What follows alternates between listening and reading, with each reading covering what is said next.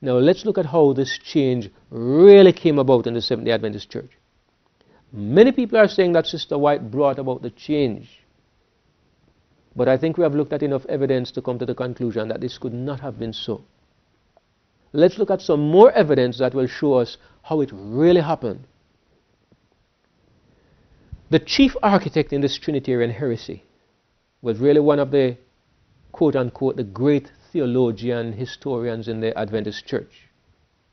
Just as in the Alpha of Apostasy, when the chief perpetrator was Dr. John Harvey Kellogg, one of the most highly educated minds in the church, so in the Omega, it was one of the most highly educated minds, a man named Leroy Froom.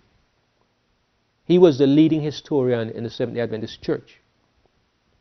It was this Leroy Froom who introduced the Trinitarian doctrine to the Seventh-day Adventist Church and almost single-handedly insinuated it into the beliefs of the church. Today it is accepted by those of us who don't know better that this is a correct biblical understanding and that this is what Seventh-day Adventists have always believed. Let's read from Leroy Froom's own writings. In his book Movement of Destiny, which was published in 1971, on page 322 he writes, "May I here make a frank personal confession. When back between 1926 and 1928 I was asked by our leaders to give a series of studies on the Holy Spirit, covering the North American Union Ministerial Institute of 1928, I found that aside from priceless leads found in the spirit of prophecy, there was practically nothing in our literature setting forth a sound biblical exposition in this tremendous field of study. There were no previous pathfinding books on the question in our literature. I was compelled to search out a score of valuable books written by men outside of our faith." Now, notice where Leroy Froom went to get information on the subject of the Holy Spirit. He says that in our literature he could hardly find anything. Why is it that he couldn't find anything in our literature? It wasn't because none of our pioneers had written anything on the subject of the Holy Spirit. It was because none of them had written on the subject taking the point of view that Froom considered to be the correct view. None of them were Trinitarians. So he said he could find hardly anything in our literature. Even when he went to Sister White's writings, all that he said that he could find were priceless leads. So what does Leroy Froom do? He says he was compelled to search out a score of valuable books written by men outside of our faith. He went to the teachings of Babylon to get information on the question of the Holy Spirit. He goes on to say, "Having these, I went on from there.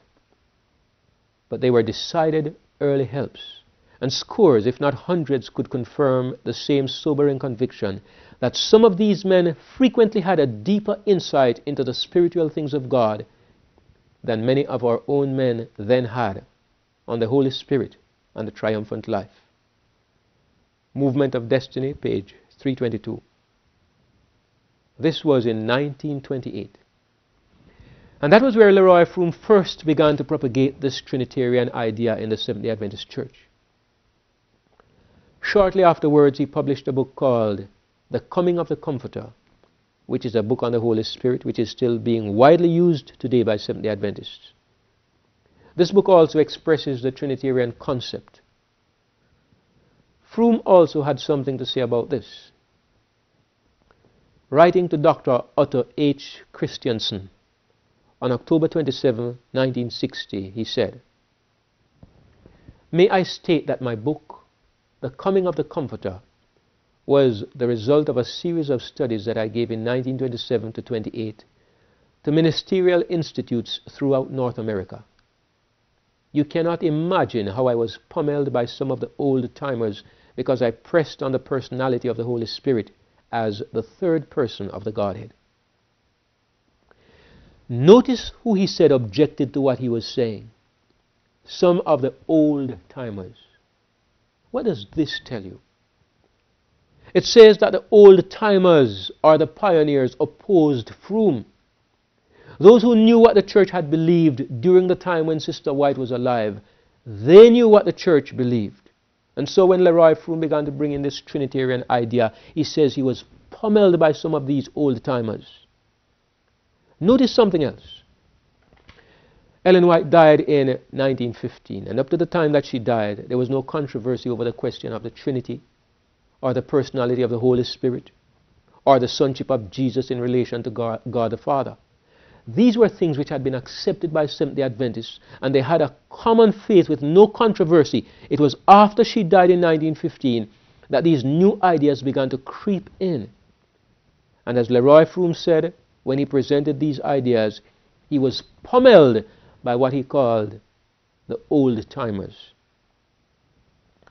He goes on to say, some men denied that, still deny it, but the book has come to be generally accepted as standard. Now I want to read another comment from Russell Holt's term paper, which was done for Dr. Mervyn Maxwell. Remember that he believes that this change was a positive move for the church. It makes it all the more amazing to see how he describes what is happening. And as I read it, I was thinking, what an amazing description of a falling away from the faith.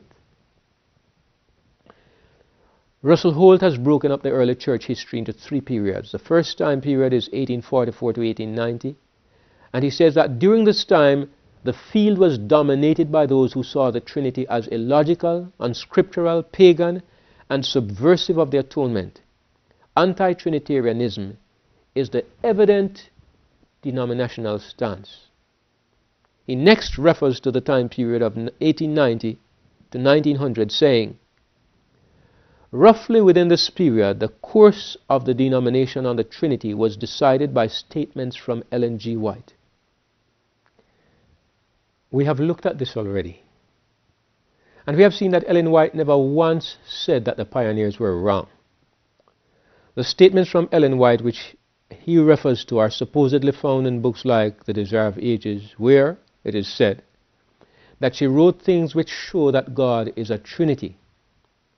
Yet at the same time, she never corrected the denomination, nor the people who were her fellow laborers in the church, which seems inexplicable. It seems more likely that what has been happening is that people have been misusing, manipulating, misinterpreting Sister White's writings in order to push a position which some found to be more popular, which would make them more acceptable to the people of the world. The Adventist Church has been leaning in that direction ever since Ellen White died, and probably even before that, seeking to be popular, seeking to be like the other churches. This is apparently what has been happening and what has happened. And just like they did during the time of Kellogg, they have been using Sister White's writings to support this apostasy. Russell Holt goes on to talk about the time period of 1900 to 1930. Remember that Ellen White died in the middle of this period.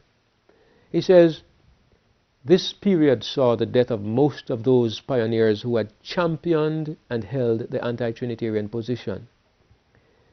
Their places were being taken by men who were changing their thinking or had never opposed the doctrine. Now, notice a significant thing here. The change did not take place because the pioneers had changed their thinking. The change came about because those who were anti-Trinitarian died. In other words, a new generation came up which did not know what the early Adventists believed. They did not understand the early Adventist faith. A different generation came up which adopted new beliefs. This is very significant. I have a name for that. The Bible has a name for it. We call it apostasy. We call it a falling away. We call it a departure from the faith. Holt continues. The Trinity began to be published until by 1931 it had triumphed and had become the standard denominational position. Isolated stalwarts remained who refused to yield. but the outcome had been decided. What striking words! Indeed, darkness had triumphed in the church. As I read this, I have to comment a description of apostasy. We don't have a change here which is based on men studying the Bible and changing their opinions. The change came about because the men who believed one thing died off, still holding what they believed to be the Bible truth. The historical Adventists died, and the new Adventists came on the scene, bringing with them a different belief. Friends, the truth is we are in a different church today. It's not the same church that those pioneers belonged to. The next step in the apostasy was to adopt a pro-Trinitarian statement of beliefs.